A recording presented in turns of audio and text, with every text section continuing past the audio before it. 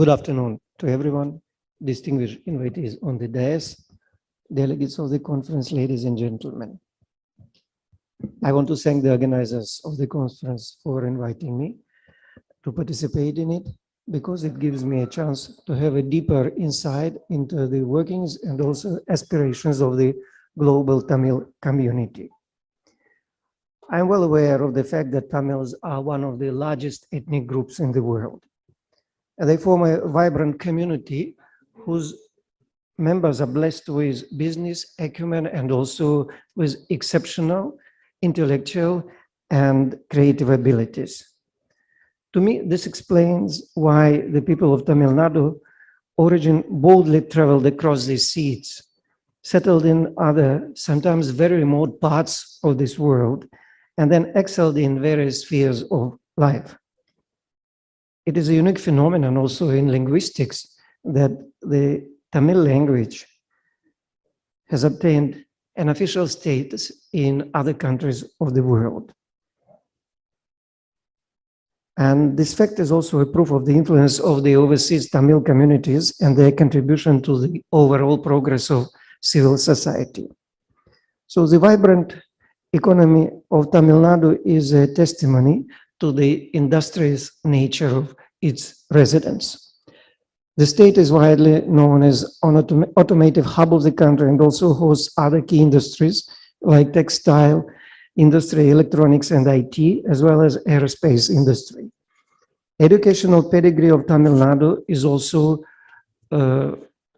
impeccable, with 37 universities and many more colleges. The state has the second longest coastline in India, and also very much ramified infrastructure, which gives it a distinct economic edge. In my judgment, there is of CO investment opportunities in the states, and the prospective investors can reap here big dividends. All the factors which I mentioned, coupled with the entrepreneurial spirit of the Tamil people, are the prerequisites for making Tamil Nadu 1 trillion economy by the year 2030. I think this is a very practicable idea. I would be failing in my duty is if I didn't mention here the Russian connection to Tamil Nadu. As you may be aware, exactly 3 weeks ago, we had a visit by the Russian President Putin to Tamil Nadu. This was short one-day visit, but very productive, because 28 agreements were signed. Of them, 9 agreements were on B2B basis. One of the highlights of the visit was the signing of, discussion between the Prime Minister of India and the Russian President about the better connectivity between the two countries. And especially I want to mention that the idea to reestablish a maritime communication between the far eastern city of Vladivostok in Russia and Chennai. So this point was reflected in the joint statement issued after the visit, because the two leaders discussed it in details.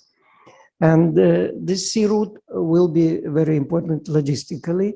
Now agencies were appointed from both the sides, and they are studying the ways to fast track this project. And this route is important because it can be used for a very substantial portion of Russian hydrocarbon exports to be shipped India from the far eastern region of Russia. And of course, in the context of Tamil Nadu, it is impossible to pass over the gigantic multi-billion project of the Kudankulam nuclear power plant, which is currently being implemented in Tamil Nadu. And it can be rightly called the flagship of Russia-Indian cooperation in civil nuclear energy. I just want to mention 2 more facts, and I request you for 2 minutes of attention from the audience. 2 more facts about the recent developments in bilateral ties vis-à-vis Tamil Nadu.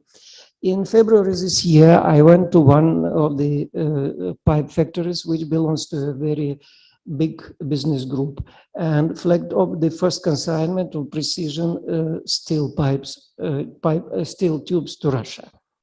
And this was just the first consignment, and other shipments also followed. Then there was another development, which is worth mentioning here, that one of the reputed companies in Tamil Nadu in water treatment signed a contract with the Russian oil and gas company for created and building an infrastructural projects on the territory of Russia. So I think these are very positive developments and will also help in creating more wealth in Tamil Nadu. So this conference commendably aims at increasing awareness about numerous opportunities in business and economy. It also provides a good platform for networking by bringing together policy makers, community leaders, dynamic and distinguished people in various walks of life and from different corners of this world. There's no doubt that the deliberation on the extensive and comprehensive agenda of this conference will be followed by specific initiatives to further pursue this agenda. The conference of this scale is, of course, bound to leave a mark.